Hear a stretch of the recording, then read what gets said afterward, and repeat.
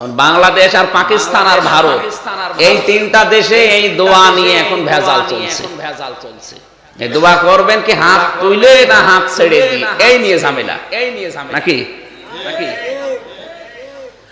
নামাজ শুরু হবে তাকবীর দিয়ে, কি দিয়ে?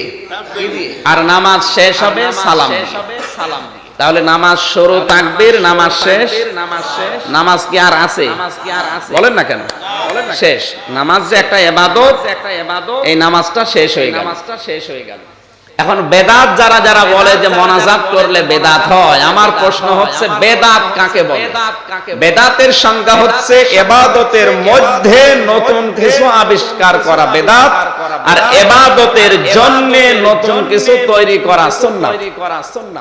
এদিকে তাকান ভাই, যদি না বোঝেন আপনাকে আমি আলাদা বসে বোঝাচ্ছি, কিন্তু বোঝা লাগবে এই বিষয়।